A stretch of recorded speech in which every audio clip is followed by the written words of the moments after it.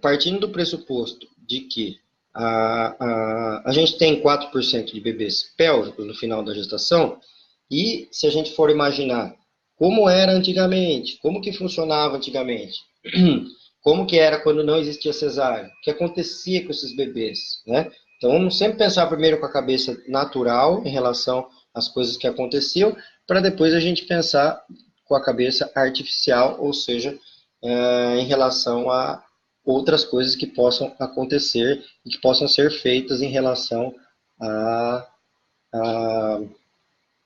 procedimentos para ajudar esse bebê, tá?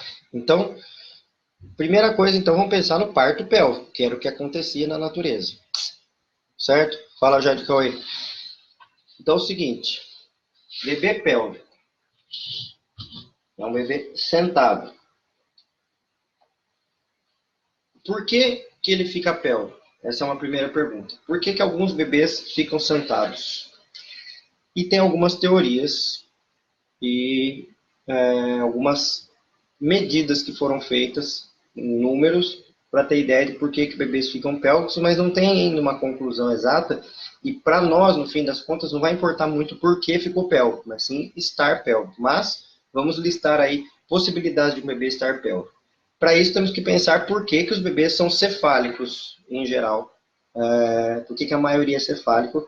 A maioria é cefálica porque as mães humanas são bípedes. Elas andam e a lei da gravidade faz com que a cabeça, que é mais pesada que o corpo, fique para baixo. Olha só que curioso, que interessante.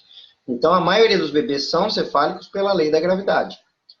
Aí, então, se a gente tem algum bebê pélvico, tem duas possibilidades. Ou, neste bebê pélvico, o bebê tem a bundinha mais pesada que a cabeça, um bebê mais popozudo.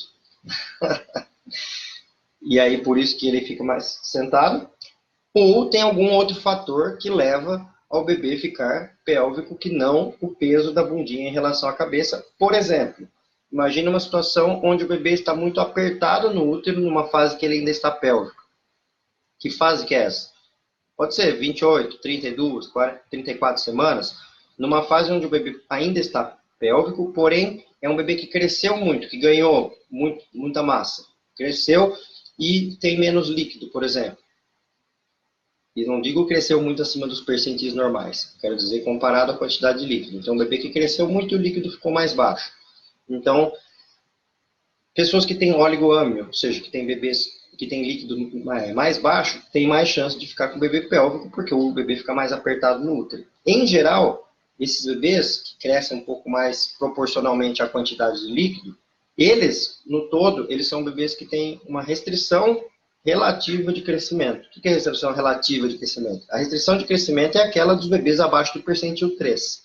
São os bebês tamanho PP, que eu falo, né? Então, esses bebês são restritos. Esses têm mais chance de ser pélvicos. Agora, aqueles que estão com uma restrição relativa, que são os que estão entre o percentil 3 e o percentil 10 de crescimento, eles não são bebês restritos ainda. Eles estão numa suspeita de que vão ser bebês restritos, ou podem ser apenas bebês que são mais levinhos.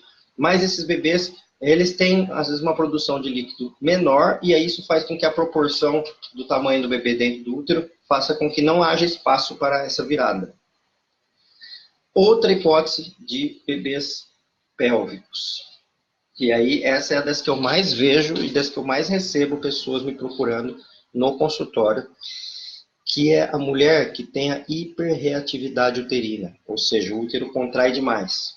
Muita contração, muita contração, muita contração. É normal ter contrações de treinamento, desde sempre. Tem gente que com 15 semanas já sente, outras vão sentir com 20, 24, 28, 30, não importa.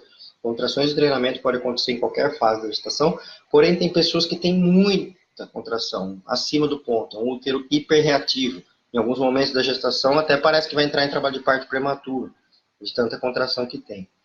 E olha que curioso, algumas pessoas falam assim, bebês pélvicos têm a ver com a personalidade da mãe, ou bebês pélvicos têm a ver com algo que algum transtorno, alguma questão emocional, alguma coisa importante de estresse físico também pode ser, mas emocional principalmente, pode estar acontecendo com essa mulher para esse bebê estar pélvico. Então, vamos dividir em duas coisas. Primeiro, nas pessoas que acreditam nessa parte emocional, intuitiva, pode ser até espiritual e outros planos.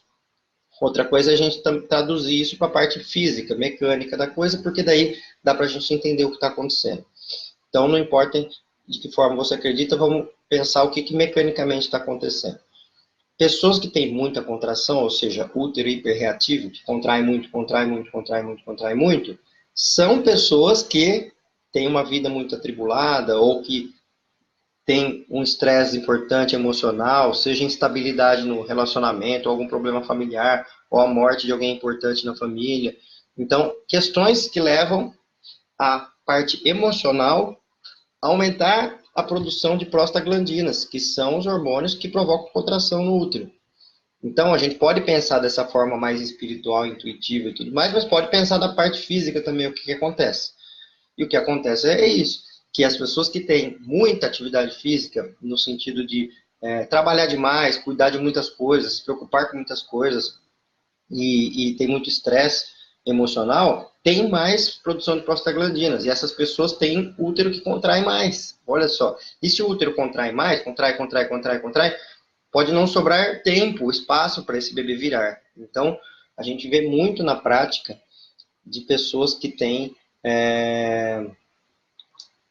útero hiperreativo e, consequentemente, o bebê fica pélvico. No dia que eu descobri que aqui você morava, algo mudou em mim.